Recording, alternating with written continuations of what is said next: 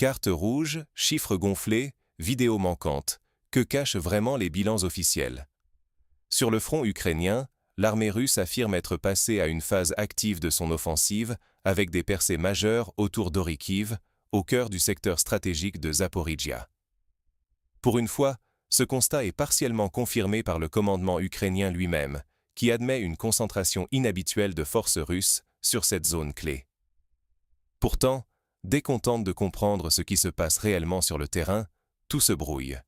Chaque camp publie ses propres cartes, ses chiffres, ses récits, et les écarts entre versions officielles et sources indépendantes se creusent. D'un côté, Moscou annonce que ses troupes ont franchi la limite urbaine d'Orikhiv et engagé des combats de rue, un tournant décisif dans la bataille selon eux. De l'autre, Kiev contre-attaque sur le flanc nord-ouest, cherchant à couper les routes d'approvisionnement russes et à resserrer l'étau autour des avant-postes ennemis. Ici, chaque avancée devient un enjeu de communication, chaque silence, une information cachée. Dans la confusion, même la confirmation d'une progression, ou son démenti, devient une arme. Et pendant que les projecteurs restent braqués sur l'Europe de l'Est, le Moyen-Orient s'embrase à son tour. L'Iran, pour la première fois, attaque des tankers au large d'Oman, étendant sa zone de pression bien au-delà du détroit d'Ormuz. Les États-Unis et leurs alliés, pris de court, peinent à réagir rapidement, dévoilant au passage les failles de leur logistique militaire et de leur stratégie énergétique. Face à ces jeux de miroir, croire aveuglément les communiqués officiels, c'est risquer de se tromper d'époque, de s'aveugler sur les rapports de force et de manquer les vrais basculements du pouvoir et des ressources. Pour la crédibilité des analystes, la sécurité des États et même nos opportunités économiques, comprendre les dessous de ces divergences n'a jamais été aussi crucial. Pour saisir l'enjeu, revenons ensemble sur les faits marquants et la complexité de chaque front. La guerre se joue sur plusieurs tableaux. De la ville stratégique d'Orekhovo aux détroits iraniens, chaque mouvement redessine la carte du pouvoir et bouleverse nos certitudes. Depuis le 17 mars, on assiste à une montée en puissance des opérations militaires en Ukraine avec une intensité rarement atteinte. Les forces russes, après des mois de relative stagnation, viennent de lancer une offensive coordonnée sur plusieurs fronts, et les conséquences se font déjà sentir. Au cœur de cette tempête, Orekhovo, une localité qui, soudain, cristallise tous les regards. Les combats urbains y sont féroces, chaque rue, chaque bâtiment devient un enjeu stratégique. Face à la menace de percée russe, Kiev a amassé d'urgence des renforts dans la zone, tentant de stabiliser une ligne de front mise sous pression constante. Mais selon les sources russes, la situation est déjà critique. À l'ouest d'Orekhovo, les troupes russes auraient pris le contrôle des axes logistiques majeurs, coupant les lignes de ravitaillement ukrainiennes. Si cette information se confirme, les unités de défense risquent ni plus ni moins qu'un piège mortel, l'isolement progressif, la rupture du soutien et, à terme, l'encerclement. C'est là que se joue l'art de la guerre moderne. Pendant que les chars avancent, l'information, elle, circule en permanence, contradictoire, partielle, souvent manipulée. Les cartes évoluent d'heure en heure. D'après les rapports du 16 et 17 mars, la ligne de contact s'est déplacée dans la région de Ternova, Berezova, Nova Nikolaïevka, autant de villages devenus synonymes d'intense activité militaire. Les Ukrainiens, après une courte pause de réorganisation, ont tenté de contre-attaquer, visant à couper la route 05-10, artère vitale pour le ravitaillement russe. Ici, tout s'apparente à une guerre de manœuvre. Alors que la Russie tente de prendre Orekhovo, l'Ukraine cherche à couper son adversaire de ses arrières, menaçant ainsi d'encercler les unités avancées. Les preuves de cette dynamique ne manquent pas. Vidéos géolocalisées, frappes de drones sur les premières lignes, images de véhicules abandonnés dans les bois au sud-ouest de Nova Nikolaïevka. Autant d'indices qui confirment l'extrême volatilité de la situation et la brutalité des combats. Il est clair qu'au sud, les Ukrainiens essaient de déstabiliser le flanc russe et de reprendre l'initiative, alors que les Russes sécurisent leur contrôle sur Orekhovo. Mais ce n'est pas tout. À l'ouest de Zaporojié, la pression russe s'accroît également, multipliant les risques d'encerclement pour les forces ukrainiennes. Plusieurs analyses indépendantes évoquent un possible basculement dans ce secteur, qui pourrait, à court terme, forcer Kiev à des choix difficiles sur la redistribution de ses réserves. Le Nord n'est pas en reste. Là, on assiste à une intensification sans précédent des opérations aériennes. En une seule journée, près de 1000 drones ukrainiens auraient été lancés en direction de Moscou. Un chiffre qui illustre à quel point la guerre se joue aussi dans les airs, loin des caméras, mais avec un impact direct sur la sécurité russe. Pendant ce temps, à des milliers de kilomètres, un autre front s'embrase, le Moyen-Orient. L'Iran, jusqu'ici sur la défensive, passe à l'offensive contre des tankers, menaçant directement la stabilité énergétique mondiale. Les détroits, points de passage obligés pour le pétrole, redeviennent des lieux de tension extrême. Chaque attaque fait grimper la nervosité sur les marchés et expose l'Occident à ses propres contradictions. Comment garantir la sécurité des flux énergétiques tout en évitant une escalade incontrôlable? Tout cela dessine un paysage marqué par la montée des risques. Risque d'escalade militaire, bien sûr, mais aussi incertitude informationnelle radicale. Entre déclarations officielles, vidéos de terrain et analyses indépendantes, la réalité semble se fragmenter, compliquant toute prise de décision, que ce soit pour les états-majors, les gouvernements, ou même pour chacun d'entre nous qui cherche à comprendre. Mais derrière ces mouvements, la confusion règne. Quelles sont réellement les avancées? 60% de Konstantinovka sous contrôle russe, ou seulement 10%. Voilà l'exemple parfait de la confusion qui règne aujourd'hui sur les fronts ukrainiens. Selon le ministère russe de la Défense, l'armée contrôlerait 60% de cette ville stratégique, se battant désormais pour les quartiers ouest et sud-ouest. Mais quand on se tourne vers les sources indépendantes, les cartes en accès libre, les observateurs internationaux, même certains cartographes pro-russes, le chiffre s'effondre. On parle plutôt de 5 à 15%, une marge gigantesque. Cet écart n'est pas anecdotique. Ce n'est pas juste une question de méthode ou de point de vue. C'est la preuve d'une guerre parallèle, celle de l'influence et de la perception. D'un côté, les états-majors doivent rassurer, galvaniser, faire croire au progrès ou à la résistance héroïque. De l'autre, les enquêteurs open source, les journalistes indépendants, tentent d'ancrer la réalité sur des faits vérifiables. Vidéos géolocalisées, analyses d'images satellites, témoignages recoupés. Et quand ces preuves manquent, la suspicion grandit. Prenons un autre point chaud, Liman. Là aussi, les sources russes affirment contrôler jusqu'à 50% de la ville. Mais sur le terrain, les preuves tangibles sont rares. Les vidéos, souvent inaccessibles ou de qualité douteuse, ne suffisent pas à trancher. Les cartes évoluent au gré des annonces, parfois corrigées du jour au lendemain, mais sans jamais permettre de vérifier avec certitude la situation réelle. Ce flou, entretenu ou subi, devient un terrain de manœuvre à part entière. Et ce n'est pas propre à l'Ukraine. Au Moyen-Orient, la bataille de l'information bat aussi son plein. Les États-Unis annoncent des frappes ciblées, parlent de réponses proportionnées. Mais sur place, la perception est bien différente. L'Iran, par ses actions et sa communication, impose un nouveau rapport de force. Les discours officiels occidentaux peinent à masquer la complexité d'un terrain où les alliances bougent sans cesse, où chaque incident peut faire basculer l'équilibre global, en particulier dans le secteur pétrolier dont dépend la planète entière. Face à cette cacophonie, comment démêler le vrai du faux? L'exemple de Gritchina est éloquent. Là, les annonces russes font état d'un contrôle presque total, 90% selon leurs propres cartes, et cette fois, les mises à jour indépendantes semblent aller dans le même sens. Mais c'est l'exception qui confirme la règle.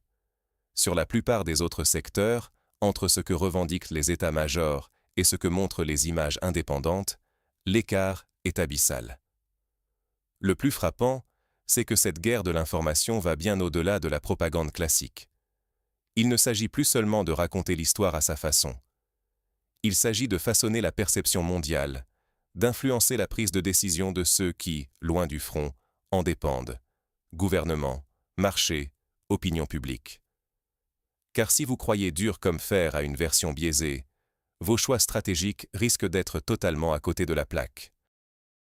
Un investisseur qui surestime la stabilité d'une région, Un dirigeant qui se fie à des rapports embellis, un citoyen qui croit à des victoires fantasmées, tous s'exposent à des erreurs parfois coûteuses. L'illusion du contrôle ou du progrès, fabriquée à coups de chiffres gonflés ou d'annonces prématurées, peut conduire à des pertes bien réelles, pertes de crédibilité, d'opportunité, voire de sécurité. Dans ce contexte, la vérification indépendante est plus précieuse que jamais. Il ne s'agit pas seulement de douter, mais de chercher les preuves, de croiser les sources, d'accepter parfois de rester dans l'incertitude faute d'éléments tangibles. Ce travail de fourmi, souvent éclipsé par les gros titres, est pourtant le seul rempart contre le brouillard de la guerre, ce brouillard où se jouent, chaque jour, les cartes réelles du pouvoir et des risques. Alors, quelles en seraient les conséquences si cette guerre de l'information s'intensifie?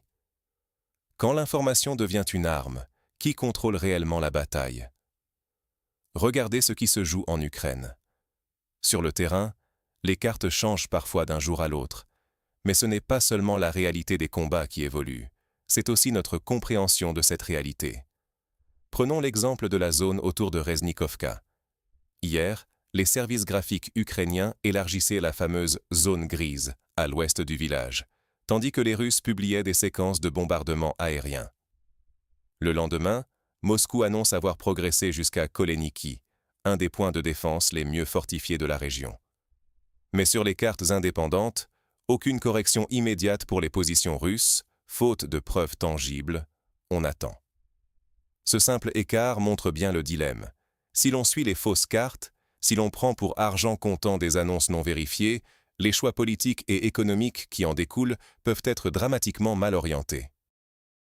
Les infrastructures vitales, comme le port stratégique de Fujairah au Moyen-Orient ou encore la route logistique 05 à 10 côté ukrainien, ne dépendent pas des discours officiels, mais bien de ce qui se passe réellement au sol. Rater ce détail, c'est risquer de voir des routes coupées, des livraisons d'armes interrompues ou même la chute soudaine d'un bastion jusqu'alors jugé sécurisé. La guerre en Ukraine illustre aussi à quel point un simple flux d'informations peut précipiter les événements. Il y a quelques jours, dans la région de Liman, Moscou annonçait contrôler 50% du territoire urbain. Mais les collecteurs de données indépendants, eux, n'accordaient que 3 à 7% de présence russe. Un fossé énorme, qui prouve que l'orientation du récit façonne les anticipations, et donc les prises de décision, y compris au plus haut niveau. Quand la vérification des faits prend du retard, la réalité stratégique devient mouvante. Les États qui se fient trop vite aux données officielles peuvent de mal évaluer la situation, perdre du temps et de la crédibilité, voire rater des occasions de négociation ou de riposte. Côté militaire, la montée en puissance des drones bouleverse la dynamique. On a vu l'Ukraine orchestrer en 2 jours près de 1000 frappes de drones pour saturer la défense aérienne russe, ouvrant ainsi la voie à de nouveaux types de frappes. La Russie a répliqué avec plus de 200 drones en une nuit, des chiffres jamais atteints jusqu'ici. Cette intensification foudroyante signifie que la domination sur la carte, autrefois stable, peut basculer en quelques heures à peine. Pour les analystes, comme pour les décideurs, ne pas capter ce changement en temps réel, c'est risquer d'être dépassé, ou pire, de subir un choc stratégique non anticipé. Mais le brouillard de la guerre ne s'arrête pas à l'Est. Au Moyen-Orient, l'extension des frappes iraniennes met en lumière la fragilité de l'approvisionnement énergétique mondial. Les routes maritimes, les terminaux pétroliers, tout peut devenir vulnérable si l'information sur la situation réelle fait défaut ou arrive trop tard. Et que dire de la réaction américaine? On observe sa lenteur, sa difficulté à mobiliser ses alliés, faute de consensus, ou tout simplement d'un tableau clair de la situation logistique sur le terrain. Cela révèle une limite inquiétante. Une grande puissance ne peut plus projeter sa force de manière crédible sans une maîtrise totale du renseignement, et surtout sans une lecture vraiment indépendante de ce qui se passe sur le terrain. Voilà le vrai risque pour les États, les marchés financiers, la sécurité globale. Ignorer les signaux faibles, se satisfaire de versions officielles non vérifiées, c'est ouvrir la porte à des erreurs coûteuses pour la stabilité, pour l'économie et parfois pour la paix elle-même. Le choc stratégique n'est alors plus une simple éventualité, mais une probabilité qui grandit à mesure que la guerre de l'information s'intensifie. Alors, face à cette complexité, comment s'armer pour ne pas se laisser tromper? Voici comment décoder le brouillard de la guerre à l'ère de l'info toxique. Aujourd'hui, il n'a jamais été aussi simple, ni aussi risqué de s'informer sur les conflits majeurs. La rapidité à laquelle les vidéos, les cartes et les chiffres circulent sur les réseaux est vertigineuse. Pourtant, la première arme de la guerre moderne, c'est l'information, ou plutôt, la bataille pour sa maîtrise. Pour ne pas se faire piéger par la propagande, il faut apprendre à lire entre les lignes, et cela commence par un réflexe essentiel. Comparer systématiquement les sources, officielles comme indépendantes. Prenons l'exemple du front ukrainien. Les autorités annoncent des frappes massives, des percées ou des pertes lourdes, mais la réalité sur le terrain se dessine souvent ailleurs, sur des vidéos amateurs, des images satellites ou des cartes en ligne actualisées presque en temps réel par des analystes civils. Une attaque de drone annoncée comme décisive? On cherche si des vidéos, géolocalisées, confirment la destruction annoncée. Des chiffres records tombent? Attendez toujours des recoupements, car chaque camp a tout intérêt à gonfler, minimiser ou retarder l'information. Les corrections sont un excellent signal. Lorsque les versions évoluent, que des annonces sont retirées ou ajustées, c'est souvent signe que la première vague d'infos était imprécise, sinon manipulée. Un exemple frappant ces derniers jours, le nombre de drones utilisés par les deux camps. Officiellement, Kiev aurait lancé jusqu'à 1 millier de drones en 48 heures pour saturer la défense russe autour de Moscou. Côté russe, la riposte compterait jusqu'à 200 drones en une nuit, soit le double des frappes antérieures. Mais ces chiffres, spectaculaires, doivent toujours être confrontés à des preuves visuelles, à des analyses indépendantes et à la cohérence avec la situation générale sur la ligne de front. Sinon, on risque de se faire embarquer dans la course à l'émotion et à la surenchère. Le même principe s'applique au Moyen-Orient, où la tension autour du détroit d'Ormuz et du golfe d'Oman se lie différemment selon qu'on écoute les discours officiels ou les analystes régionaux. Les États-Unis annoncent des déploiements, vantent la formation de coalitions, mais sur le terrain, l'Iran maintient un contrôle effectif des points névralgiques du trafic pétrolier. Les attaques contre les terminaux de Fujairah ne sont pas qu'un détail technique. Elles dévoilent, par les images et les positions des navires bloqués, la vulnérabilité d'un corridor énergétique mondial. Là encore, l'information brute, un port frappé, ne suffit pas. Il faut vérifier l'ampleur réelle des dégâts, examiner les flux maritimes en temps réel, surveiller la réaction ou l'absence de réaction des marchés et des puissances concernées. Surtout, gardez en tête que la viralité d'une annonce ne garantit ni sa véracité, ni sa portée sur le terrain. Plus une information est partagée vite, plus elle est susceptible d'être incomplète, orientée, voire totalement fausse. On l'a vu, même les alliés de Washington hésitent à s'engager sans garantie, et la prudence l'emporte sur le réflexe d'escalade. Les enjeux énergétiques et stratégiques sont tels que chaque acteur soigne son discours et choisit ce qu'il laisse filtrer. Voilà pourquoi s'informer n'est plus un simple geste. C'est un acte de lucidité et de préparation. Bien s'informer, c'est anticiper les risques, éviter les pièges de la désinformation et surtout, préserver sa crédibilité, qu'on soit citoyen, professionnel ou simple observateur du monde. Alors, pour ne pas se laisser submerger ni manipuler, armez-vous de patience, croisez vos sources, doutez des chiffres hors normes et privilégiez toujours la vérification par l'image et l'analyse indépendante. C'est le seul moyen de ne pas perdre pied dans cette guerre où l'information pèse aussi lourd que les armes. Pour conclure, que retenir face à cette avalanche d'informations contradictoires? Votre carte du monde n'appartient qu'à vous. Ne la laissez pas se dessiner à votre insu. Dans ce brouillard de la guerre, saturé de chiffres, de communiqués et de gros titres, il est plus important que jamais de garder l'esprit critique en éveil. Les récents événements en Ukraine et au Moyen-Orient montrent que les vérités officielles ne suffisent plus à comprendre les véritables enjeux, ni à mesurer l'ampleur des risques. Prenez l'exemple du front ukrainien. Les versions divergent selon qu'on écoute les états-majors, les correspondants sur le terrain ou les analystes indépendants. Les avancées russes, en progression selon Moscou, contenu selon Kiev, discuté et nuancé par les experts internationaux. Cette cacophonie n'est pas un hasard. Chaque acteur s'emploie à façonner notre perception, à orienter le récit de la guerre dans un sens qui lui profite. Derrière chaque image, chaque carte, il y a une intention. La guerre de l'information est totale, et elle se joue autant dans vos fils d'actualité que sur les champs de bataille. Au Moyen-Orient, l'escalade autour du détroit d'Ormuz en est la preuve éclatante. Les tankers bloqués, la menace planante sur les routes du pétrole, la fébrilité des gouvernements occidentaux à trouver une riposte qui ne les transforme pas en belligérants visibles, tout ceci façonne notre compréhension de la crise. Mais là encore, la réalité n'est jamais unique. Israël, en diffusant l'information sur la tentative d'assassinat d'un haut responsable iranien, cherche à justifier ses frappes et à fragiliser le régime de Téhéran sans s'engager dans une guerre ouverte. Les États-Unis, quant à eux, peinent à mobiliser leurs alliés, chacun redoutant d'être entraîné plus loin qu'il ne le souhaite dans l'engrenage. Même la topographie du terrain devient un argument dans la communication. On insiste sur l'inaccessibilité des positions iraniennes, sur la vulnérabilité des îles, sur la difficulté d'une opération militaire conventionnelle. Le récit se construit autant pour dissuader que pour préparer les opinions publiques à l'imprévisible. Ce qu'il faut retenir, c'est que la maîtrise de l'information, aujourd'hui, est aussi cruciale que celle du terrain ou des ressources. Se forger une vision indépendante, c'est refuser d'être le jouet des propagandes, c'est se donner les moyens de comprendre, d'anticiper et de ne pas subir les événements.